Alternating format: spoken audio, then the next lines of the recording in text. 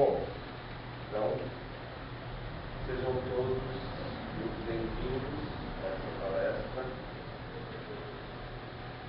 Nós estamos aqui no espaço Alquimias da Bruxinha, que é um espaço multifuncional, é uma extensão, de alguma forma, do Instituto Biratã, que é uma escola, né, de sabedoria que serve para auxiliar os seres humanos a descobrir e expressar seu potencial divino neste mundo. E hoje nós vamos falar alguma coisinha sobre um produto, na verdade, chamado Essências Herbóreas dos Orixás. Como que isso veio ao mundo? Veio ao mundo por canalização, ou seja, por via mediúnica. Quem canalizou? Eu. Tá? Essências herbóreas dos orixás. Vamos tentar, então, descobrir o que é isso. Funcionou? Funcionou. Tá. Essências herbóreas dos orixás são elixires, depois a gente vai falar direitinho o que é isso, vegetal, cuja preparação segue princípios semelhantes aos da homeopatia e dos florais, mas que se diferenciam destes em relação à essência energética, pois o princípio ativo é o axé vegetal dos orixás. Axé é uma palavra que todos dominam. Quem não? Tá. Pessoal, muitos estão aqui pela primeira vez, então procurem perguntar tudo na hora, não deixa para o final, que a gente esquece muitas vezes de perguntar depois. E a sua pergunta pode servir para todo mundo, tá? Então, alguns termos que para quem é de dentro parece muito óbvio, mas para quem não frequenta não é tão óbvio. Axé. Axé pode ser entendido como força vital ou também, que é semelhante, né, poder de realização.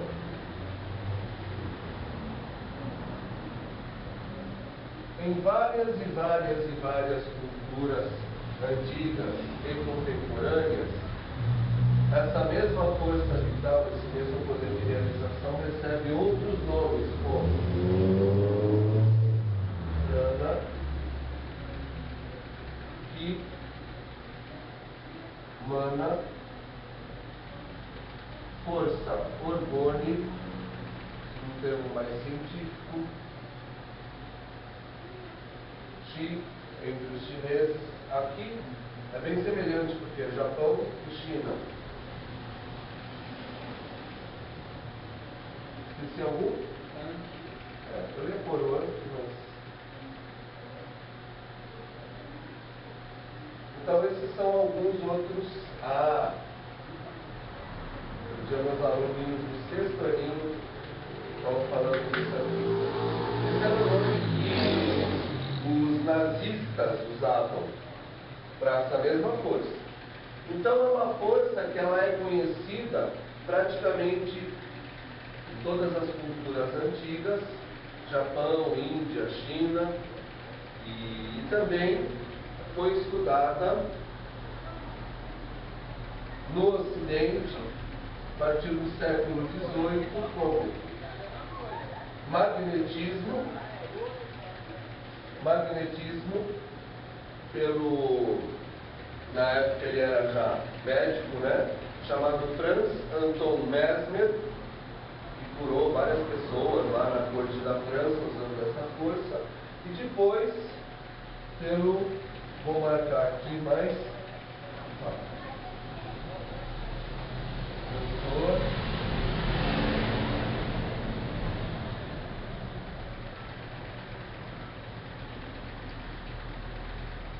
Dr. William Reich. Reich era discípulo, aluno de Sigmund Freud, depois discordou, se separou do Freud, porque o Freud achava que essa energia era meramente simbólica dentro da mente. E o Reich já não, ele achava que era uma força mensurável, testável no laboratório, que é a nossa visão atual. Então, só para a gente contextualizar o axé, tá? É uma força vital. E aonde tem axé? Em tudo. Algumas coisas tem muito axé, outras tem pouquinho. Você pegar uma mesa de plástico, não faz nada. Se você pegar uma cachoeira, uma árvore enorme, tem muito axé, né? Esse prana está presente na atmosfera, ele irradia do Sol, infiltra na atmosfera terrestre.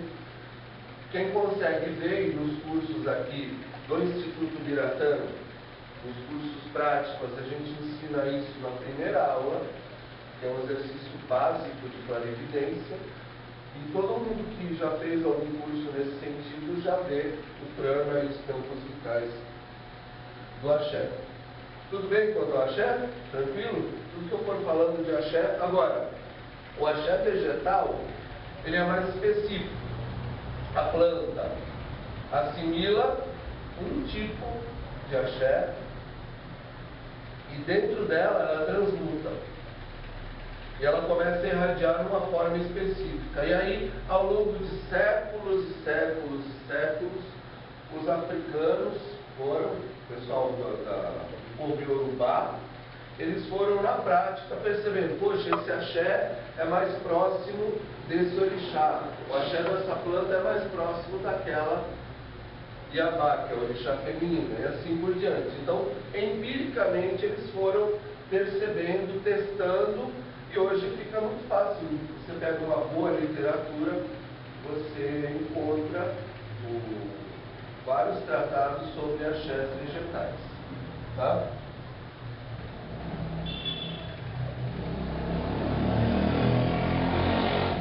Outra questão aqui, que nem sempre todo mundo sabe, é o que é orixá. Orixá não é santo católico, orixá nem é cristão, orixá são divindades, ou seja, emanações do Criador que se manifestam na natureza e nos seres humanos também, que fazemos parte da natureza. Então, Criador é um só, Deus é um só para qualquer religião. Criador, que nós chamamos de Deus Uno. E os orixás são emanações. Como a gente entende emanação? O Sol é um só.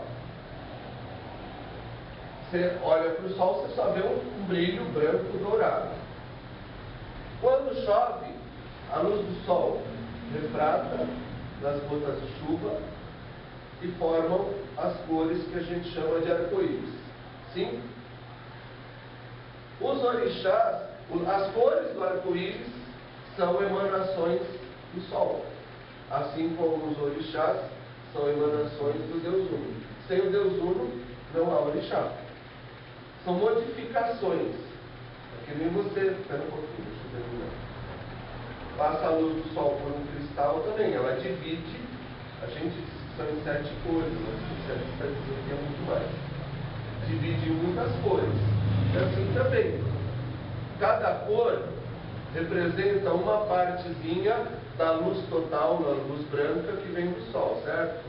É uma parte específica.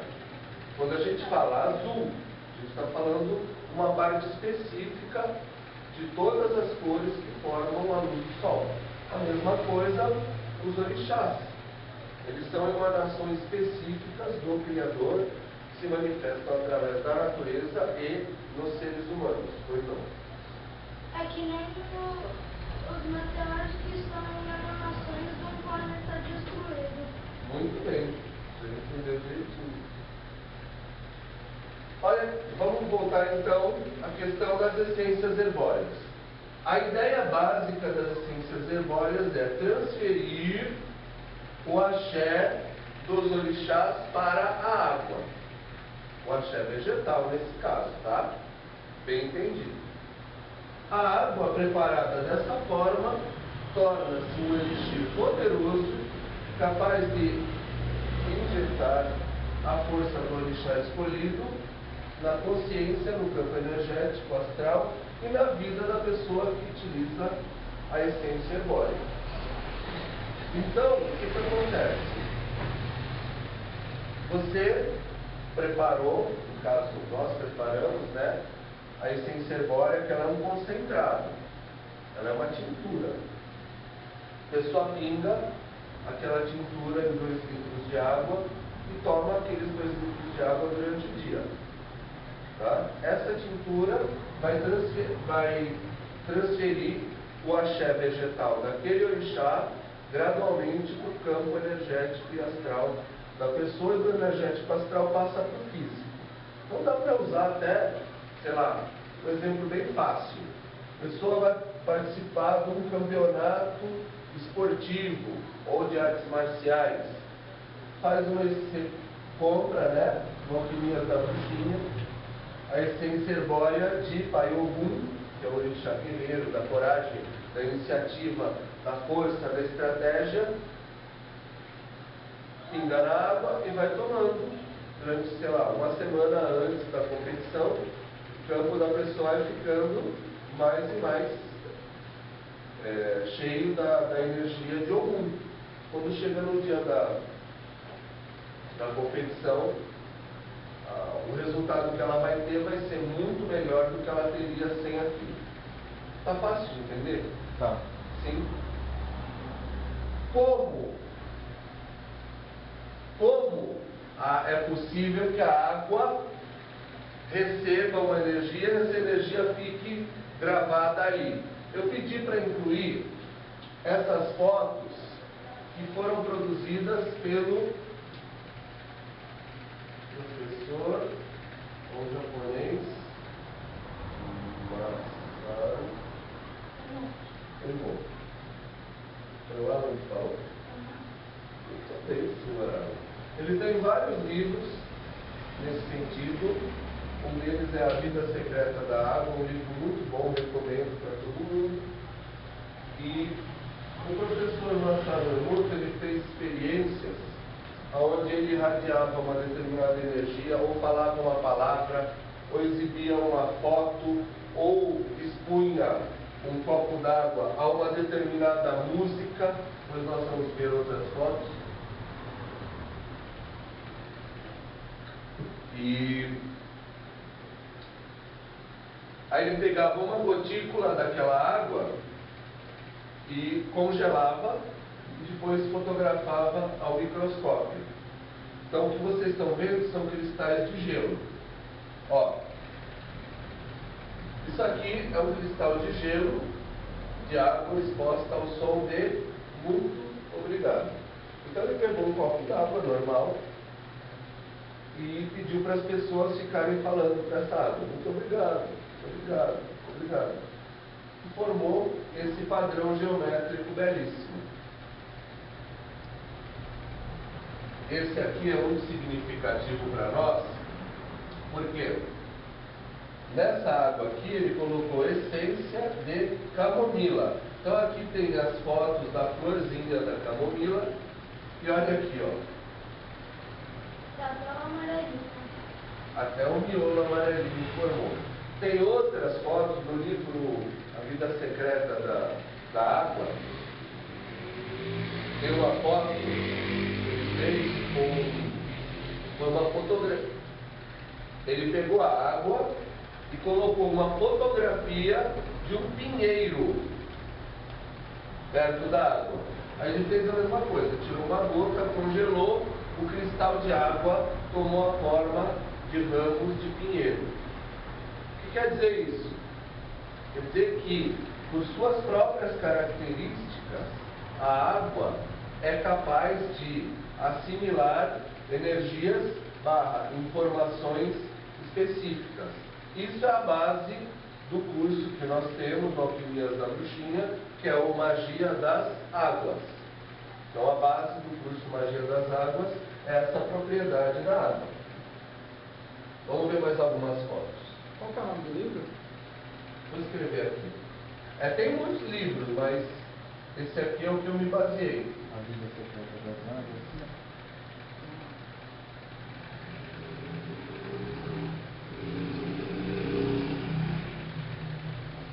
Ó, aqui é aquele cristal do muito obrigado, até já decorei o padrão dele. E aqui é um cristal que, se não me engano, ele xingou de idiota a água. Era idiota. Então xingou, tirou uma gotinha de água, pôs na lâmina, congelou, pôs no microscópio, ficou assim. Isso é para a gente pensar um pouco na questão das palavras que a gente fala, lembre-se que o nosso corpo é 70% de água. Então, quando você está xingando alguém, a primeira água afetada é a sua, então cuidado com isso. Vai afetar a pessoa? Vai, mas vai afetar você primeiro. Né? É igual em arte marcial. Quando você dá um soco em alguém, afeta a pessoa, mas a mesma energia afeta você.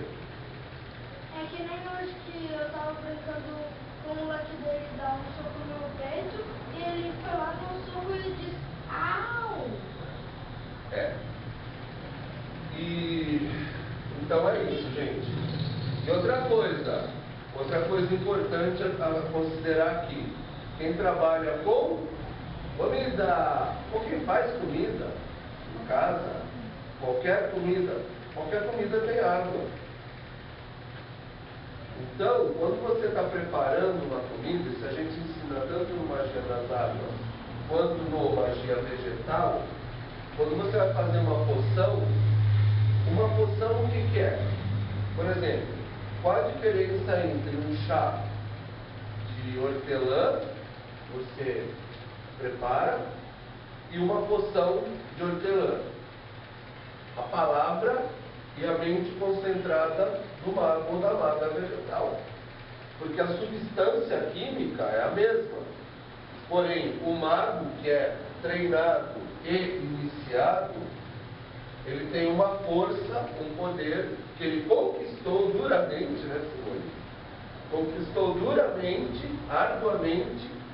Então ele vai injetar um poder ali naquela poção que o chazinho não teria por si só. O chazinho teria só o axé da planta, no caso, a hortelã. E a mesma coisa na comida. Você faz uma sopa, por exemplo, uma canja para uma pessoa que está doente, ela pode ter só as propriedades químicas ou energéticas da canja, da galinha, da salsa, da cebolinha, ou ela pode ter também a sua palavra, a sua energia, o seu axé, a sua força mental quando você é um mago vegetal. Então, por causa do quê? Dessa propriedade da água. Está fácil de acompanhar?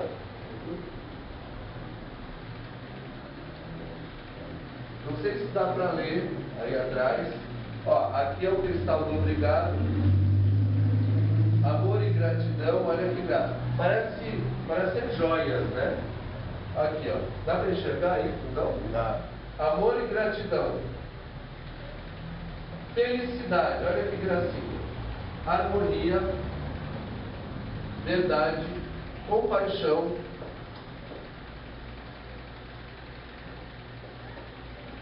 o Deus, aqui é o Deus do tempo, da tempestade, alguma coisa assim. Não entendi bem a palavra. Amor e humanidade, Mahalo, que é uma saudação havaiana. Tudo bem? Tá roxo. Oi?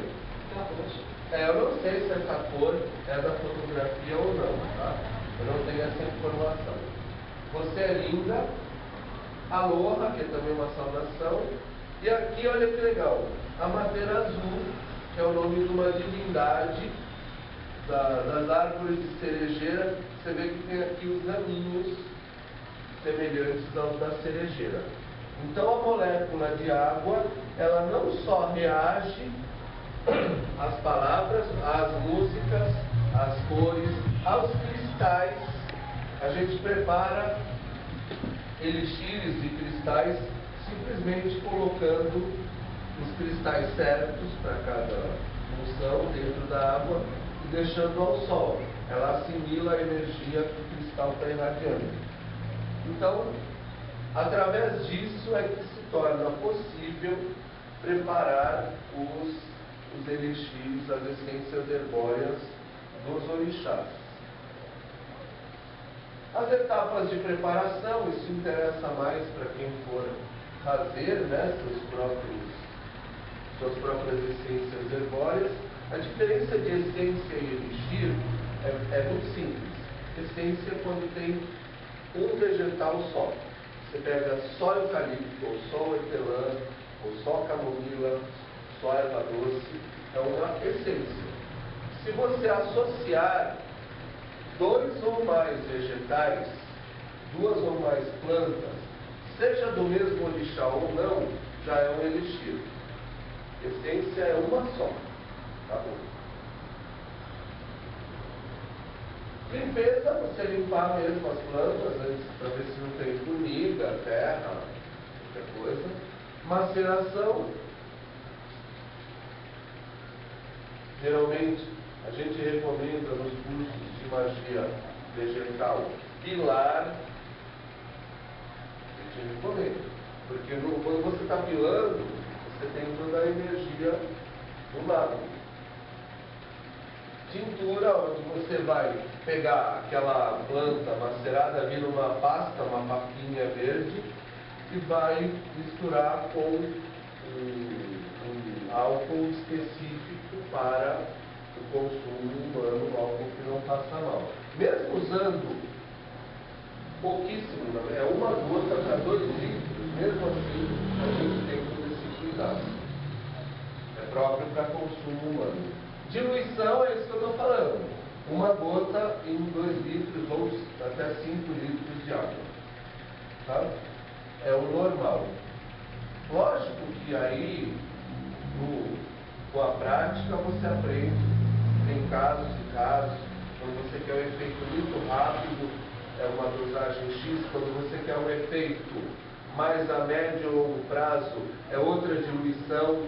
Quem já trabalhou, já conheceu florais e homeopatia, sabe que quanto mais diluído, mais poderoso fica. Então não é assim, vou pôr logo 10 gotas, vou ficar bombadão. Não é bem assim não. Tá? Tem cada caso bem específico, tem que saber o que está fazendo. E mesma coisa a questão de misturar. Vou misturar logo uns 5 aí para resolver meu problema. Vai piorar seu problema, que vai complicar a sua vida. Antes de resolver ingerir uma essência herbórea, você tem que, situação A, pedir a orientação, aconselhamento para alguém que entenda muito de orixá e de essência herbórea. Não adianta entender só de orixá. Ou você entender muito de orixá e de essência herbórea e ter, não falo muito, não é superficialmente, não é sentar num terreiro aí 2, 3 vezes e dizer que sabe, porque não sabe. Realmente não sabe. A gente estuda isso há 15 anos ou mais e toda hora a gente está aprendendo. Mais e mais e mais. Quanto mais você estuda, mais coisa tem para saber. Então, quando eu falo saber, é saber com S maiúsculo. Sucção é você sacudir bastante, isso potencializa o efeito. Energização já é um procedimento mais magístico, onde você vai agregar valores naquela água. Faz de conta que eu fiz aqui, eu diluí uma gotinha de essência herbórea de Iemanjá. Aí, por alguma razão, eu quero agregar uma força. Então, eu posso deixar isso aqui na luz da lua cheia. Porque eu estudei magia lunar e eu sei exatamente o que a luz da lua cheia vai fazer e se é compatível ou não com o Iemanjá. Entenderam? Então, não brinquem de aprendiz de feiticeiro. Outro erro comum é a pessoa falar assim, foi num terreiro qualquer, o povo gosta, né? O povo gosta. Primeira coisa, senta lá, nem dentro da religião, tá lá, primeira vez na vida, qual que é meu orixá? Aí às vezes falam, às vezes não, às vezes falam com propriedade, às vezes não, às vezes sabem o que estão falando, às vezes não. E a pessoa sai pelo mundo e não diz.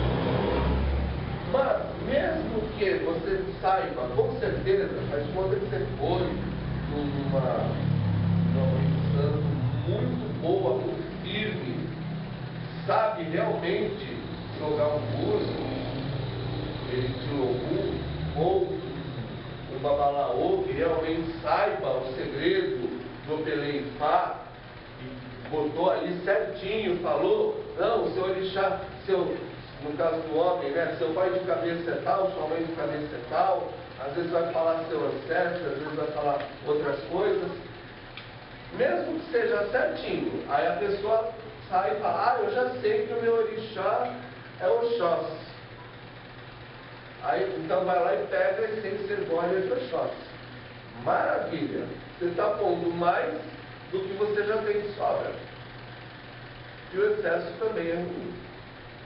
Tudo que é demais faz mal.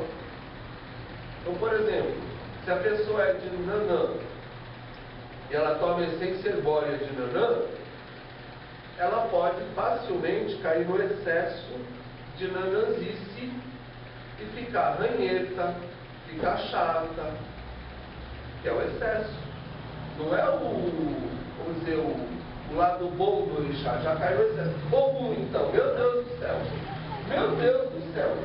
Se protejam de uma pessoa com excesso de Ogum, porque o excesso de Ogum cai na ira, cai na violência. Que é o meu caso. Boa noite, tudo bom? Então, esse é outro erro clássico. A pessoa achar que ela tem que tomar a essência herbórea do orixá de frente dela. Você já tem essa energia, né? Então, aqui também a gente vende cristais e a pessoa chega assim, eu sou de peixe. Me disseram que a pedra do signo de peixe é a ametista. A pessoa compra a ametista e não usa a ametista.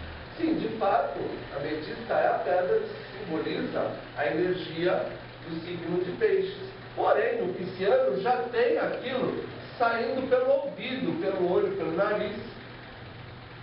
E ele vai comprar a pedra e vai usar mais, vai se saturar mais ainda. Aí fica aquele pisciano chorão, emocional, tudo é um drama, tudo, sabe? Ninguém aguenta, né? O pisciano assim. Então, cuidado com essas bobagens clássicas de aprendiz de feiticeiro, tá? Mas o que não significa que não possa tomar, né? Claro. Você sabe o que acontece quando eu tomo de Ogum, né? Mas eu, por exemplo, tomo regularmente, diariamente. Vai muito da necessidade, e quem não sabe tem que pedir um aconselhamento de alguém.